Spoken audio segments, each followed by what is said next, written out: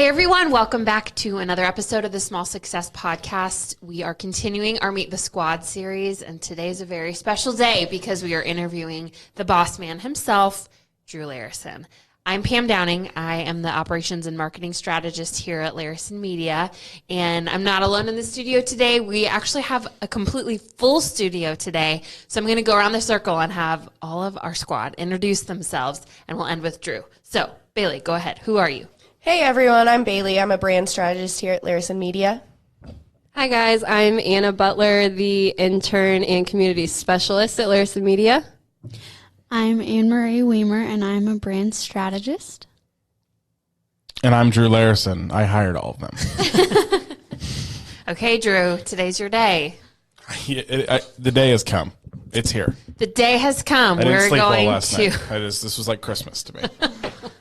Okay. So, Drew, first we need to start with how did you start Larison Media? Give us some history of the company and tell us why. Why does this business exist?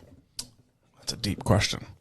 Little history. So we officially started on June 26, 2015, which is really convenient because our 5-year anniversaries will always be on like 15 or 20 or 5 or 10. So that's convenient to count. Besides the point. So I worked at another agency, third person hired, built it, worked there for 3 years. So blah, blah, blah. How that agency was growing, I noticed we started working with larger clients. We started off working with a smaller business range. As we grew, I noticed we started working with a lot of smaller clients or larger clients, and I quickly learned that wasn't like where my heart was. I like the small business range of, clientele. And so I kind of just made the move where I decided, I want to kind of maybe start my own thing. I learned how to do this agency thing, and I kind of want to build something that is just for the small business world. I grew up in a small business family. So I've got a heart for it there, but as well as, being in the town that I was living, there's a lot of mom and pop shops that just weren't getting the idea of the internet, or they weren't getting the idea of doing modern marketing in that way. So yeah, June 26th, 2015 is when we started. Little fun fact, our first name was actually the Larison Company, which made sense when it was just me, but around a year and a half in, I hired my first employee, and then we got another employee. So the Larison Company didn't really make much sense. So actually I saw my time hop right before we started doing this podcast. And 2 years ago today is when Larison Media was born. And we've been that ever since. Good timing. Good today. timing. Yeah. So, why we exist is to serve small businesses in the area of advertising, branding, marketing, design, with the goal of growing their business. That's why we exist in the small business world. We have a heart for the small business world, which a lot of times in the marketing world, those people get left out or people forget about them because maybe the monthly retainers are smaller. Maybe there's not as much, marketing or or money and skin in the game, but that's where our heart is in that small business world. And I think there's a lot of room in the small world to do a lot of good. So that's why I kind of started in Larison Media. Okay. What's your favorite part about your job? And your job has changed as the company has changed. And that's been an interesting thing, which Bailey sent me a meme the other day, and it was like, was it a duck or something like that? Looking at its own reflection. Yeah, it was like there was like a 3-way mirror, and a duck was looking at it, and like in one reflection it said like the HR person, one reflection was the copywriter, one reflection, and they had like different positions, and the meme was something like when you start your own business and how you look at your staff, but it's really all just you. It was just the duck like instructing his reflections to do everything. Yeah, so basically I had some schizophrenia going on when I first started the business, and I had all the different roles that had to happen. Those were all me. Yeah, so I've done a little bit of every role that there exists now. But I tell you, and I've talked to some other owners of things. When you get to the point where you're hiring staff, especially when you have like staff like what you're doing, which is on the Larison Media operations business side, finding your role as an owner is a really interesting thing. And like really what you're responsible for. Cause I remember, I forget which hire it was, or I started writing like actual job descriptions of people that I was hiring so I could put out a job posting and actually have a job description out there. And I wrote everyone's. And then I was like, what's mine? You know, because I mean, a lot of the easy answer for an owner is like, oh, what do you do? Well, whatever it takes. Like that's, you know, whatever it takes to run the business. But then like, but what actually is that? So my role right now is I handle most of the sales still, for the agency, bringing in new clients, bringing in new business, kind of keep like the vision of the business where it needs to be. You know, if I see a pivot we need to make, we can handle that and go that way. But I also kind of play in this new direction of like a creative director, where for the staff, if like they're ever stuck, you know, in the creative world, that happens. And if you ever have a question, hey, what do you think about this? Or what do you think about that? Or like, hey, help me come up with this idea for like a new direction for a client. I kind of play that role of the creative director where everybody can come to me with those questions or like sit down and use my head and my brain to help come up with that new creative for the clients as well. So, I mean, I do all the boring stuff of a business owner. I do like the payroll.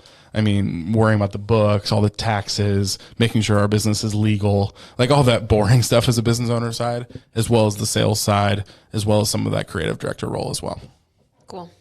Something to me that's unique about who we are is that we're a small business that exists to serve small businesses. Mm-hmm. So I want to talk more about marketing and clients in later in this interview. But right now I want to flip it to the squad and ask and go around the horn. What is your favorite part about working for Drew? Oh, gosh.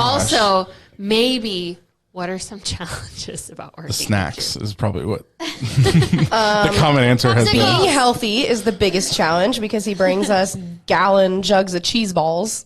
Well, like 4-gallon jugs of cheese balls. Don't act like you're mad. I'm not mad, but We really do need more cheese balls. I only get mad when you take them away from me. Well, yeah. One of my favorite parts is all the funny videos I have of Drew.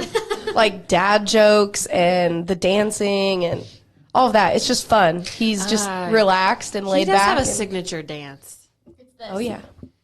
If you guys have ever seen, because people listening, you're not seeing the dance moves happening. If you ever saw the movie, what was it? Will Smith. Hitched. Yeah, like, you know, the whole where they go through and he does all those crazy dance moves, but then there's the one like This Is Home, and it's just like the side to side like move. That's kind of it kind of reminds me of the Bernie. Do you remember that dance move? Bernie. Yeah, you're right. It's a good combination. It's like the Bernie, but without leaning into it. Yeah. So for I don't people wanna put listening, too much effort into we'll send some links to videos of people doing the Bernie. No, we so won't, you but can that's get a fine. visual. No, we'll send links of Drew doing his dances. Yep. Okay. And who else? Anyone Okay, else? so I would say, kind of going off of that though, like just the environment that you create for the office is really unique and special. So that would probably be my favorite part. Because Like I the don't think thermostat settings? Or- No, keep those it are too terrible. cold inside. We have That is a to challenge. wrap up That's in a We blankets. all have blankets that we bring every day. Well, our office is weird. Like, to be comfortable, it's like set to 74. But then in my office where it's set, it's freezing. too hot. So, I mean, it's a struggle. It's I a daily did turn the struggle. thermostat down for the first time ever today, but I'm also sick. So. Don't ever do that again. Yeah. But yeah, just the fun that we have. My favorite part. I have a few, I was going to say this is taking too long to get a combination. but it's kind of like repeating them. Like repeating Anna with just like the work environment. That's definitely a favorite because, like we've said before, it's relaxed and fun. But like, I mean, we get the job done and we can be serious and stuff, but it's just a nice work environment. It's not like stressful or like, I don't know. It's just a nice work environment. And then also I just like how flexible and understanding you are because life is crazy. So it's just nice to know that like if something comes up, we can just come talk to you and you'll understand like if we need to work from home that day or whatever. And the snacks. Challenges, I don't know. Probably the fact that our personalities are different in the sense that like I'm scared to like ask stuff or something when you don't really care anyway. Well, not that you don't care about us. I'm just saying, like, I would be scared to say something thinking he would be mad, but in reality, you wouldn't, like, care or be mad. Yeah, that's been an ongoing, and we talked about the last podcast we did. We brought up the word Enneagram a little bit and started talking about that, and it's very funny, and it's one of those things about the Enneagram that it's frustrating how correct it is. But I'm in a room pretty much full of 2s on the Enneagram, and I'm a 3 myself, and sometimes there's some personality clashes there, but it's interesting. Sometimes I think you hired 2s on purpose. I'm a 1. Yeah, Hannah's a 1, but everybody else She is still a 2. wings too. Yeah, she wings too, so she's still got it in her. I mean, I married a 2 as well, so maybe I know. Maybe I think you just- maybe I do ask for this. Yeah. Going off of what Anne Marie said, though, one of my favorite things is that, like, when I talk to my friends about work, they're all like, oh my gosh, I have to meet with my boss, or like, I have to ask this of my boss and I don't want to. Like, they're scared to approach their boss, but like, you do make yourself very approachable. And like, I've learned to be less of a 2 around you just because like, I've learned that you don't get upset about things very often. But I do This is really totally like going to that, sound like I asked for this podcast. no, Hey, everybody, let's get into a room and talk good things about me. no, really, I no. asked for challenges You've too. made yourself very approachable, and that's something that I really appreciate because as a 2, it is hard for me to like approach people about things and like like hard conversation, like yeah. confrontations. Yeah. Like, yeah. on that note, too, Small though, or big. you're like always willing to help us too. Like if we put ourselves in like a situation, like even not just work related, like personal life, you're someone that I know all of us feel like we can talk to about like personal things, from boyfriends to family to anything. Like there's not really like a line there. You're always willing to help. So that's something that not a lot of people can say about Being their a dad, boss. every time like boyfriends get brought up in the office, I immediately click in the dad mode. I'm like, nope, dump him. He's not good enough. You know, like, I'm always standing up for my people. Office dad. Office dad. Very Michael Scott in that way. Oh yeah. Pam? You're probably going to officiate my wedding too. I just can do like that. I'm Michael Schreiber. ordained. Yeah, I've got my second wedding in October. Make it happen. Might have The you walk me second down wedding the that aisle. you are facilitating. Yes, clear. I'm a happily married man only once. I'm going to facilitate my second wedding. Yeah, in October. I don't know what the right terminology to use there is, but He's Officiate? going to marry Officiate. another Officiate. couple. officiate. to Oh, wait, that's each other. Yeah, it's difficult. Yeah, but no, I know other wedding officiants who they say like, "Oh, I married that couple," Yeah. meaning they Yeah. officiated their wedding. I'm 1-0. They're still together. Let alone, it was a month ago. I would say, give it time. I've got a like good 4 record. weeks. First so month is the hardest, though. It's actually, there's truth in that, but the honeymoon phase I don't really understand that, but that's fine. The first year of marriage is hard. Okay, well, my favorite thing and challenge would be lack of popsicle flavor options.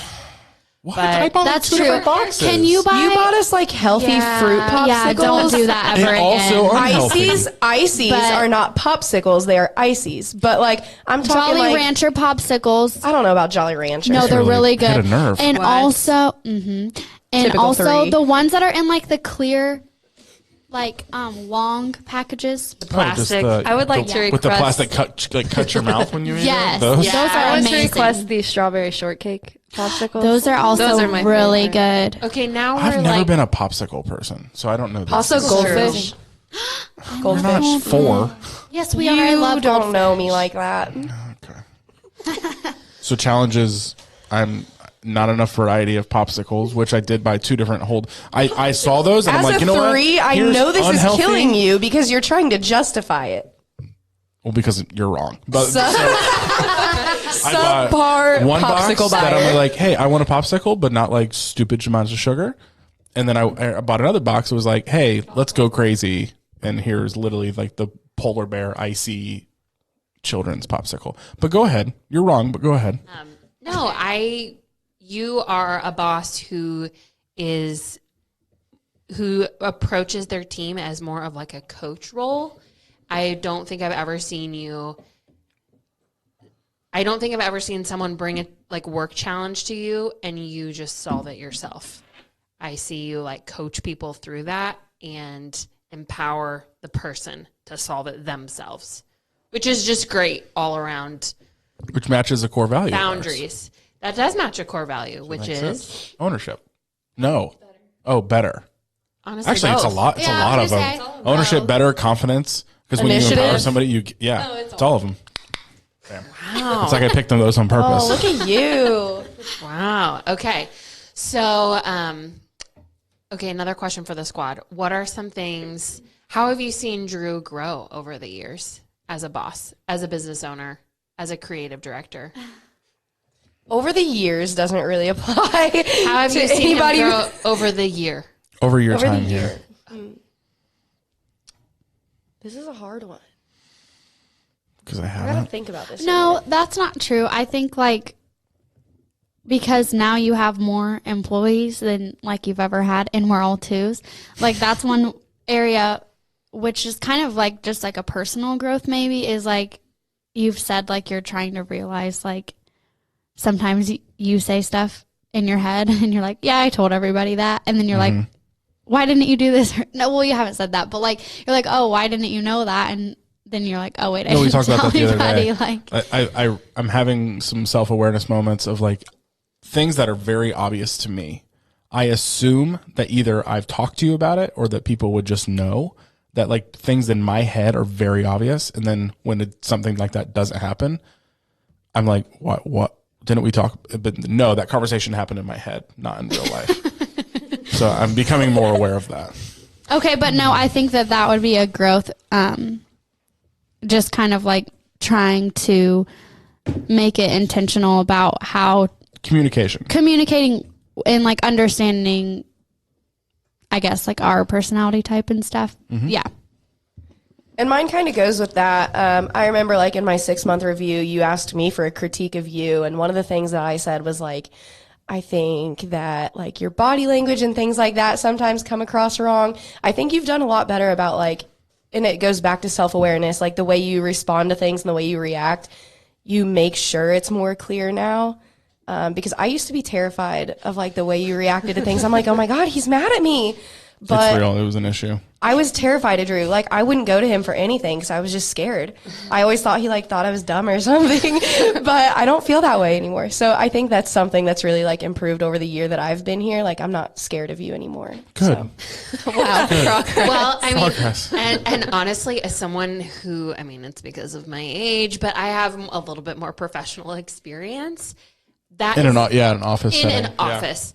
That's not always the case. Like I've worked for bosses that I've come to them with a challenge that I have, and I feel like they're listening in the moment, and then nothing changes.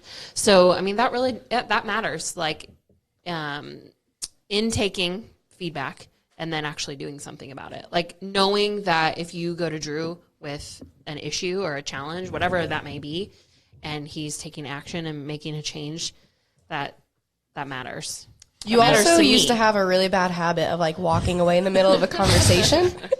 And I think you've only done that to me like once or twice in the last it. 4 months. So that's a big improvement because it used to be once or twice a day. One thing and this is really good advice I got, I forget from who, but like on the topic of like employee review and like doing reviews, performance reviews and everything like that. Someone always said one of the most important parts of that meeting or that like moment is ask your staff, what are some things you want me to keep doing and what are some things that you want me to stop doing? Like as like your leader, like in the office and boss. And I really like the idea of like those employee reviews is not just about the employee. Like it's overall about the employee's relationship with whoever's in charge of that relationship in the office and both of you coming out of that with something that can be improved. And that's something I've always appreciated because like I feel like a lot of bosses are like, hey, this is my business, it's my show, like you just deal with whatever I do and that's how it goes. But like you actually care what we think about how you're doing things. Well, my goal is always to have the attitude of this overall entity of Larison Media is Drew Larison is never more important than the entity of the business, if that makes sense. Yeah. One thing I was going to say, I've only known you for like, 5 months now? Seems like a lifetime. Yeah, for sure. But this isn't necessarily, I don't know if you've like changed in this regard, but one thing that I always like appreciate about you is that you're really objective in any situation. So like whether it comes to like life things or work things, like you always see every side. And that's a hard thing to do because sometimes like our opinion skews things, but like you always kind of play devil's advocate, and I think that's like a cool quality. So I don't know if that's Maybe just something 'cause you've I like to worked argue. I don't know. Maybe, but like you'll see things for like if we have trouble with a client or something, you'll be first to see like how Their they side of feel it. in Yeah. a situation, and then you're like, okay, but I also see how you feel in this situation. Like you just see both sides. So that's cool. Yeah, I think that's part of the uniqueness of being a small business, serving small businesses. Because even though the clients that we serve are from a variety of different industries, and the products and services and practice that they provide is different, you still have like that heart of an entrepreneur, which obviously another small business owner would identify with. So, okay, the people who are in the room right now interact with our clients on a daily basis, and our clients, so our clients' audience. We'd like to know, what is your favorite part about working with clients? And maybe walk the listener through that process. Where does that handoff take place from where you are the main interface with the clients to where that transitions to a brand strategist and community specialist? What does that look like? Yeah. So I guess the journey of a customer or a client to become a client, like I said, I do most of the sales aspect. So Pam is helping us out a lot with like the marketing aspect of Larison Media, which is great because like before her, our marketing was horrible, which was really ironic because we were a marketing company with horrible marketing. But like I always say, we were kind of like the cobbler with no shoes, but the idea was a marketing company with no marketing. So like if it's a lead that comes in, which there's a variety of different ways a lead can come in, I usually start handling the conversation there, where you set up a meeting to talk about like what are the small businesses needs and do we match up well? Is that relationship, a good setup, for us to be working with them? And then, I go through that whole sales process, and then we do like what we call like a kickoff meeting or a kickoff call. And on that call is the brand strategist as well as the community specialist now, where we, learn as much about that business as possible within that 30, 45 hour long conversation. And then really from there, the brand strategist takes over. And, I can come back in the conversation as maybe the owner role, if there's like a client relation issue, or if there's like, I can come back into that conversation as like the creative director as well. So like we had a meeting with a client yesterday that's been a client for a while, and just like, hey, let's start talking about strategy moving forward. We've kind of nailed the strategy that we wanted to have as we launched, but like, let's talk about next steps and what we do next. So I was in that conversation as the role of like the creative director there. I love working with, one of my favorite things about working with clients. And obviously, any type of service world can be a difficult world, because I always say like we're a client service industry. Really, who cares about the word client? We're in the service industry. Like our business is serving other businesses, which are made up of people. We're serving people. Yep. That's what we do. So obviously relationships, people, there can be some difficult times, but like when you get into a situation with a client that has hired us and it gets to the point where the trust that they have in us is such, I think it's something internally we overlook, but when it gets to a client, they're like, they ever say the sentence like, hey, what do you think about this? I trust your opinion. That's such a win for me. And I think that's something we overlook, maybe because we hear it often.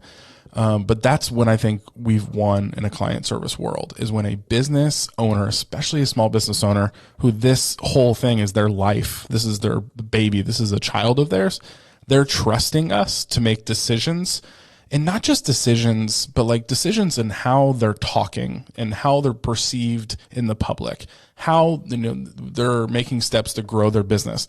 The fact that they come to us and trust our opinion and want our opinion for that, that's such a win. Yeah. Because that means we've had wins in the past with them, and they're wanting more. Like, hey, you've done something to us or with us that has been a success. I want more successes, and I'm coming to you for that. So that's probably my favorite thing, and it goes back to being a 3. Like we've achieved trust, with that client. That's probably my favorite thing about client service world, is really getting that personal and professional trust from a client. Yeah. I'd love to hear you talk more too about being a hobbyist, because I feel like Drew, this is just my like outside observation, but when we have a new client that comes on board, or when I first started, Drew and I sat in his office and I was like, tell me about all of our clients. What do they all do? And he was able to go through the list, because you are unique in this. Some people really don't care, but you are a hobbyist. And so I feel like you have a vested interest in literally what all of our clients do, and some of them do really unique things. So I guess what I'm asking you is, tell us more about being a hobbyist and how you get so interested. This would in probably all be a of our better question clients. for my wife to answer, because I probably annoy her with all my Should have hobbies. brought that I Aaron wanna- in on this that would've Drew been interesting. podcast. Having been here for a year, I've seen you go through so many different hobbies. Yeah, and I've said this before in other podcasts, because a lot of agencies, like, they just work with restaurants or they just work with dentists, and they're very industry specific.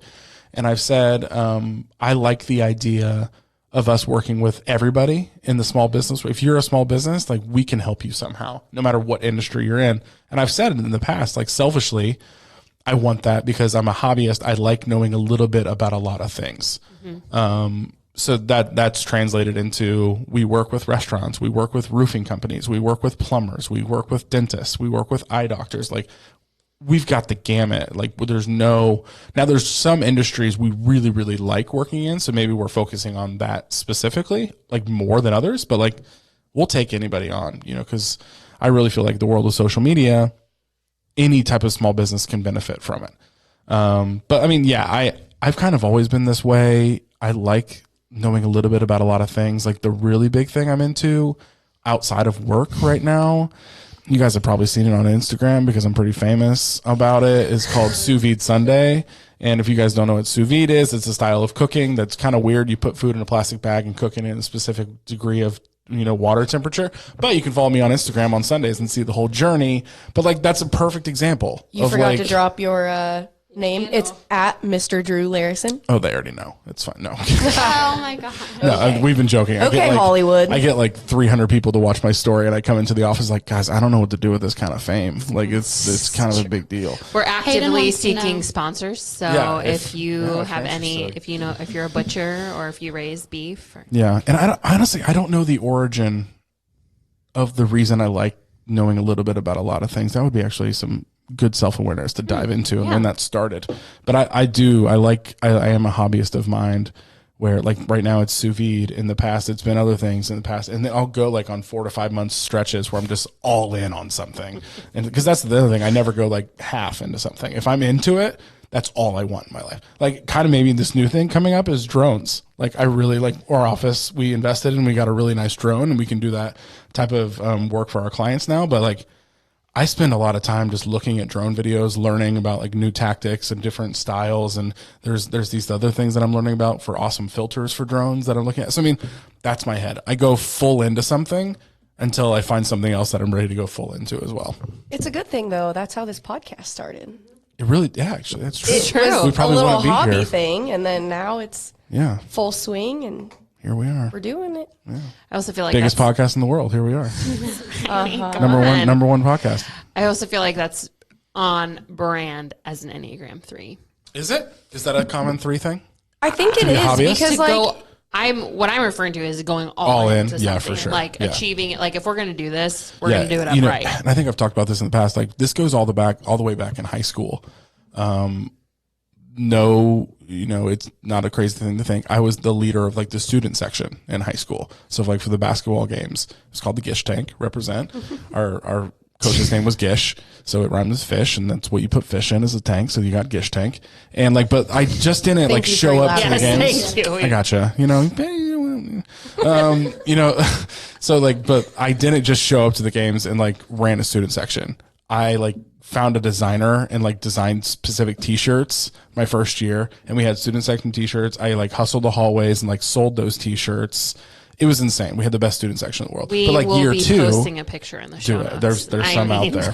But like year 2, literally we took it to the next level because there's home and away games, right? So in the team, they wear like home jerseys and away jerseys. We literally came up with home and away student section t-shirts. Oh, So at home, we wore white t-shirts to match the players' t-shirt or jerseys. And in the away games, we had black t-shirts to match the team's What? jerseys. Why did they have black jerseys? That's not even their. Well, it was like white, purple, and black were our colors. Oh, that's so strange. So, I mean, Also, so yeah, were they it goes all the good? way back then. Like, was it worth it? Oh, it was so fun. I mean, they we sold good? twice as many t-shirts too. But was the basketball team good? Oh yeah, my junior year we won state. Oh, Yeah, it was a big okay. deal. All of this makes a lot more Big sense. deal. Okay. Yeah. Junior year we won state 3A, double overtime game. It was pretty Oh, crazy. basketball powerhouse up in the northwestern Indiana. part of the county. Because their Indiana, man. girls right now are Dominant. amazing. Yeah.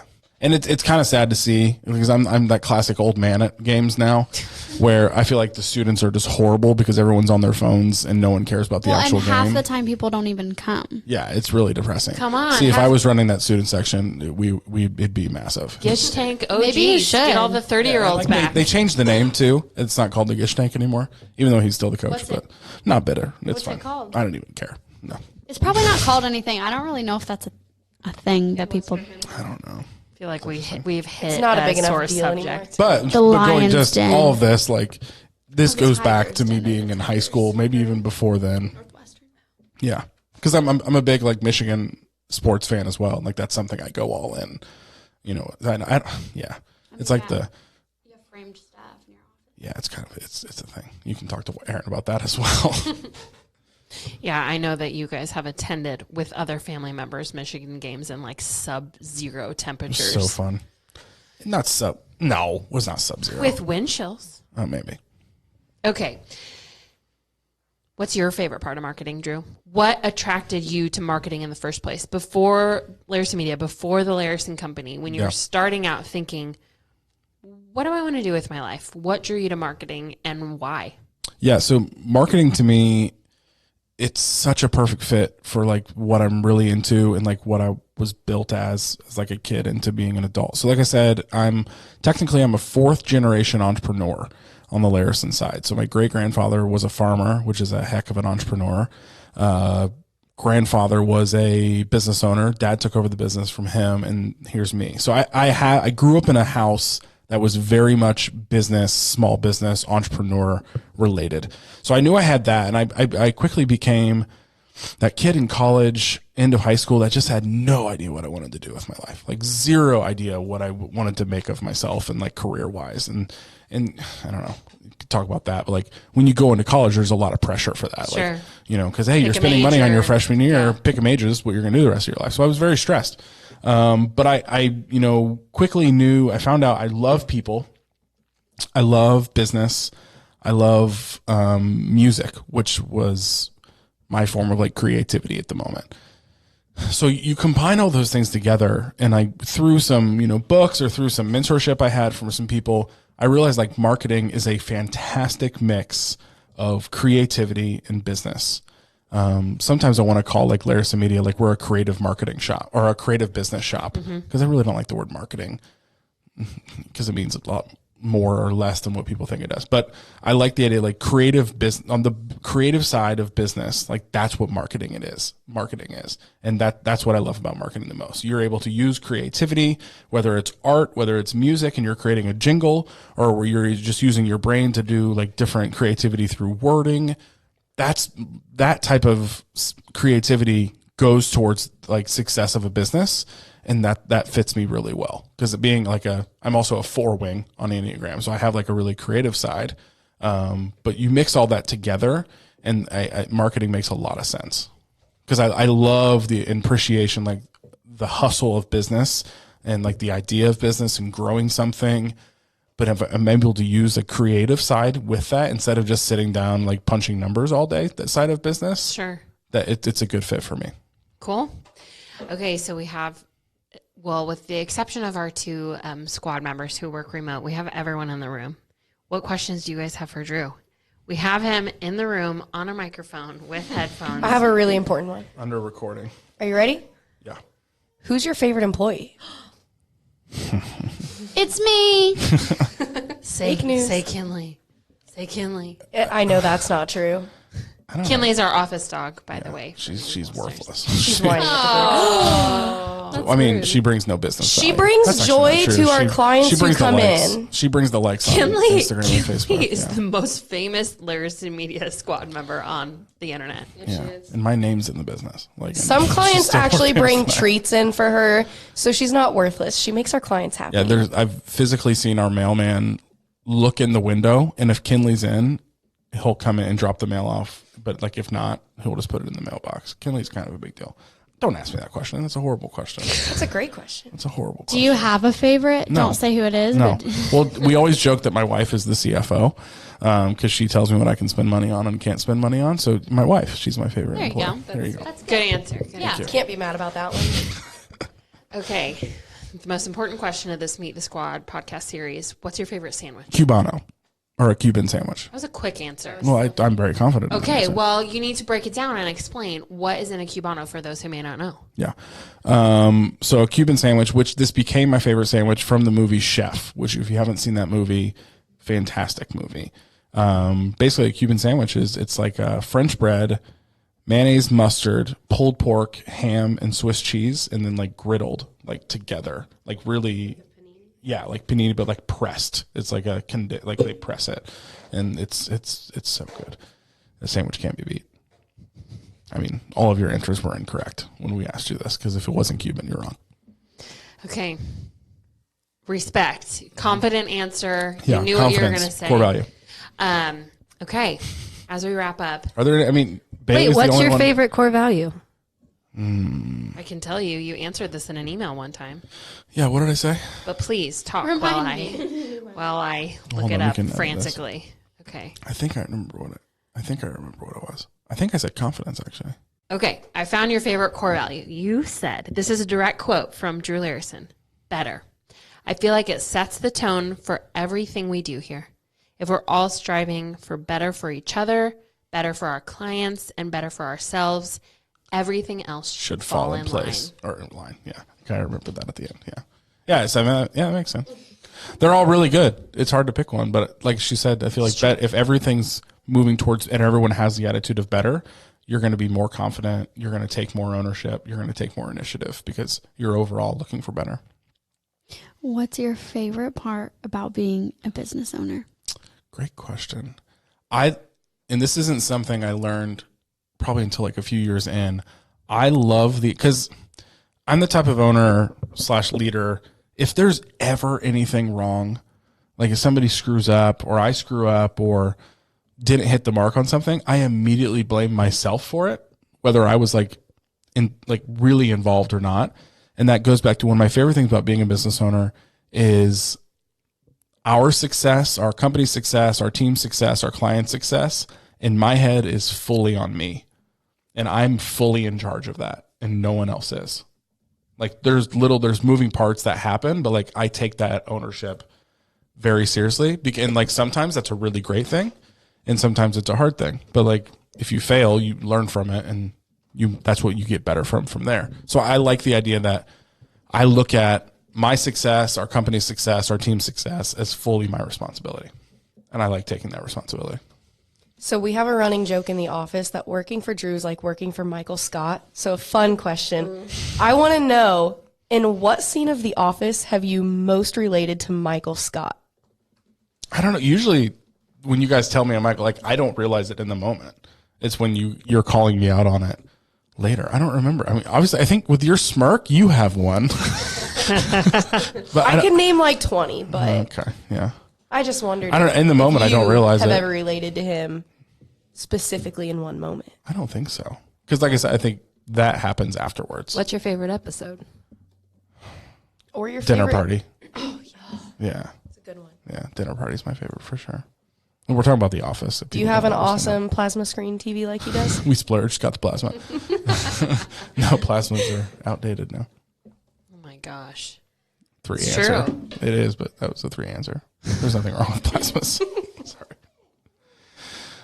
Okay. I think like Kinley wants to ask a question. I hear Kinley, if you can hear this in the podcast, that's Kinley, our office dog, whining at the door. Kinley and I's relationship has grown quite a bit. Yeah, you didn't freak out when she stood on your side table today. It was shocking. But like I would walk by Kinley when you first started working here, and she would freak out and run away. Every now and then, I like lightly touch her with my foot to see like test the boundaries of how we're doing. Scream. Yeah, and she doesn't do Poor anything now. Kinley. No, we're good. She trusts me. I know, but I'm saying poor Kinley at the beginning. She's fine. She's got some issues, but we're working through them. Okay, Drew, as we wrap up, last and final question. This is really general, so this could be anything, and this is not a trick question. What is your favorite thing about Larison Media? My favorite thing about Larison Media, I think, is our uniqueness of who we serve. I think that's something we don't talk about a lot because we're so deep into it every day. But it's rarely unique of like what type of company are, the services we provide, and who we're providing it to. Because like I said in the beginning, I feel like small business owners kind of get counted out every now and then, especially the world we're in. A lot of people don't respect them because of just the almighty corporate dollar that's out there these days. I think that's a really cool thing that makes us really unique, that we actually still are with them. We still really care about them. We still want the best for them. And, you know, like I said, if we were a certain agency and worked with larger clients, our company could be 3 times the size probably it is right now. But like, we care more about who we're serving than what we're getting back from those people we're serving. And I think that's a really unique thing. Okay, well, thank you so much for joining us for this installment of the Meet the Squad podcast series on the Small Success Podcast. We will have several things in the show notes below, including vintage pictures of Drew and the Gish tank, as well as everything else we've referenced. But you can always find more info about us over at larisonmedia.com. Thanks for joining us. We'll see you next time.